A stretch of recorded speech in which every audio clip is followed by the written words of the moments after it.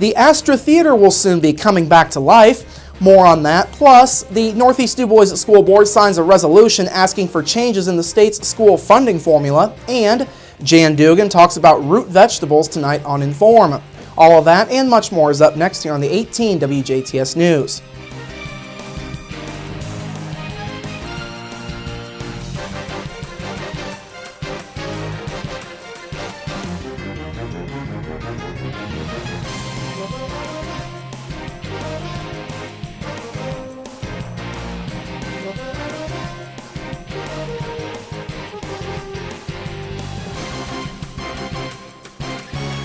Hello, I'm Bradford Raths. Well, productions could be coming soon once again at Jasper's Astra Theater.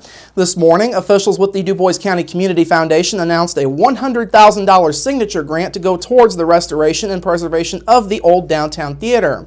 The grant was awarded to Next Act Incorporated. Next Act is a not-for-profit group that formed specifically to head up preservation of the Astra. Now, 50 unrestricted endowments from the foundation will be participating. The grant is the largest that the foundation has ever given. CEO Brad Ward says being able to give this grant is a dream come true for the foundation. The Community Foundation has long envisioned making a grant of this significance towards a community project. The fact that it's bridging generations of leadership in the formation of a new entity, partnering with a strong institution like Jasper Community Arts Commission. It's benefiting our downtown, repurposing an old building, and launching a new era for the performing arts is beyond what we could have imagined. Several other local officials took part in this morning's announcement, including Next Act Chairwoman Leslie Hamby. Hamby says the Astra project will be more than just the preservation of history. For many of our community members, the Astra holds a special place in their heart. It's firmly rooted in our community's history, and we see this Astra project as embracing that history, but also looking forward to creating a unique arts and entertainment venue that will serve once again as a strong community gathering place. After it reopens, the theater will be managed by the Jasper Arts Commission. Even with the grant, Next Act will still have to raise $465,000 towards its efforts. Part of that money will go to purchasing the building, while the rest will go to restoration efforts. Jasper Arts Executive Director Kit Miracle also spoke this morning. She says the Astra is a central part of a planned expansion of the arts in Jasper.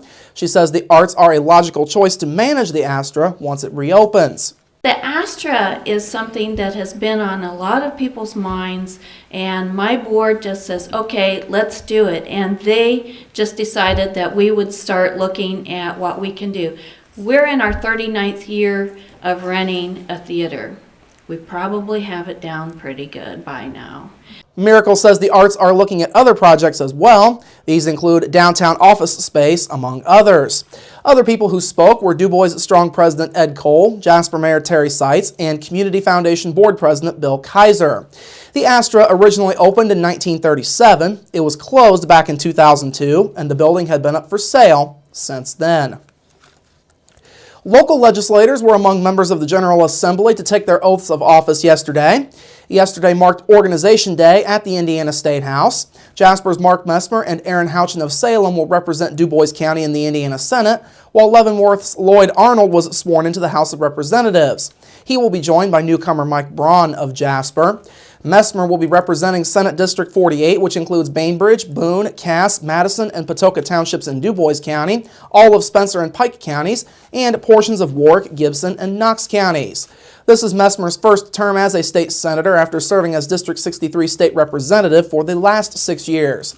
Aaron Houchin is the new voice in the Senate for District 47, which covers Columbia, Ferdinand, Hall, Harbison, Jackson, Jefferson, and Marion Townships in DuBois County, and all of Crawford, Orange, Perry, Harrison, and Washington counties. This is her first 4-year term. She defeated Democratic incumbent Richard Young. Braun is the new representative for District 63 in the Indiana House. That includes Bainbridge, Boone, Columbia, Hall, Harbison, Madison, and Marion Townships in DuBois County, along with portions of Pike, Davies, and Martin counties. This is his first term filling in for Messmer. Meanwhile, Arnold is kicking off his second term as state representative of District 74. That covers Cass, Ferdinand, Jackson, Jefferson, and Patoka townships in DuBois County, parts of Spencer and Orange counties, and the entirety of both Perry and Crawford counties. Legislators can now begin filing their proposed legislation. The first day of next year's legislative session will be January 6th. State funding for schools is on the minds of many educators, including those in the Northeast DuBois School Corporation. Last night, the Northeast DuBois School Board signed a resolution supporting changes to the state's school funding formula. The resolution states that only changing the formula can keep schools from needing to cut teachers and programs, thus leading to more students in each class. Superintendent Bill Hoaksong says the way schools are funded now makes it tough for the Northeast DuBois District to get by. He also has a couple of ideas of his own to make the formula work for all schools. I think the first thing would be to go back to when we lost money back in '09 when $300 million was taken away from the school formula. Put that back in and see where it ends up and see where we're at. That would be a great start. I think the second priority would be, it'd be nice if we didn't lose money and go backwards. If there was some kind of clause where we could at least stay the same. And, even if you lose a handful of students, and, for us, that's $5,000 a kid, so $25,000, $30,000. Hoaksong says the resolution is similar to the one that the Southeast DuBois School Board signed at their meeting earlier this month.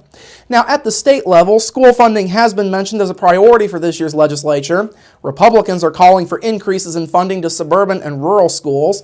However, Democrats are arguing that such a change would take money away from available funding to urban schools.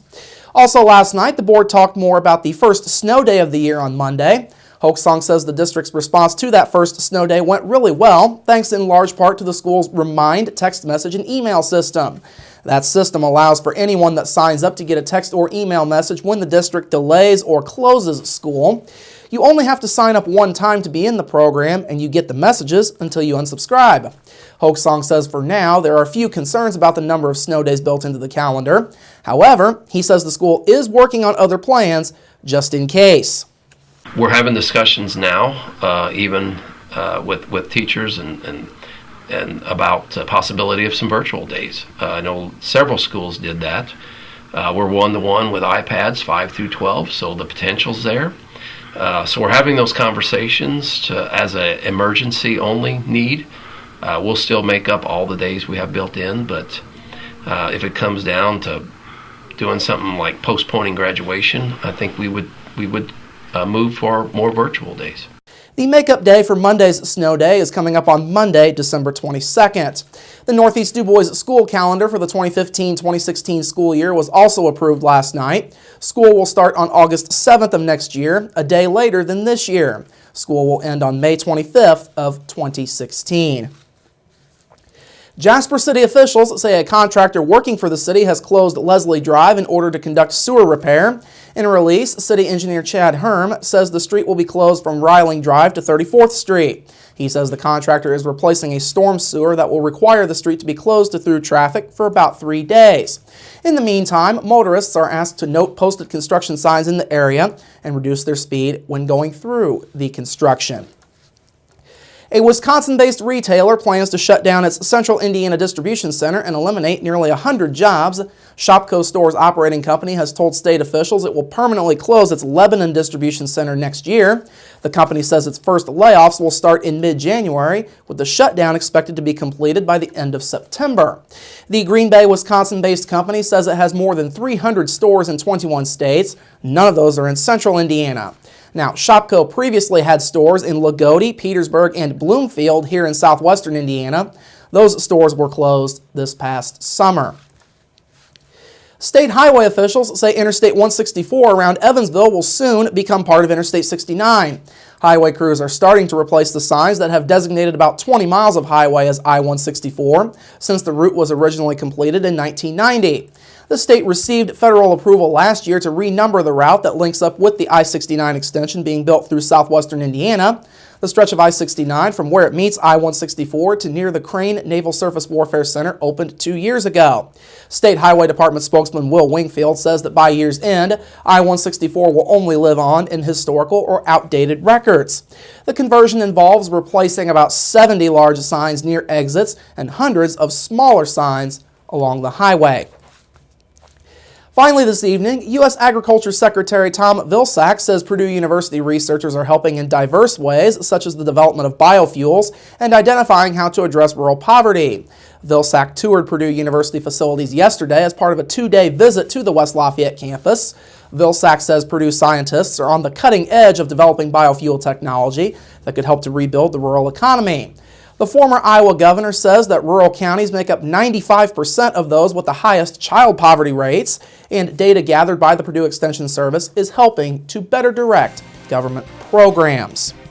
All right, coming up after the break, your local forecast, sports with Kurt Guxell, and Inform with Jan Dugan. That's all up next here on the 18 WJTS News. Local people watching local people.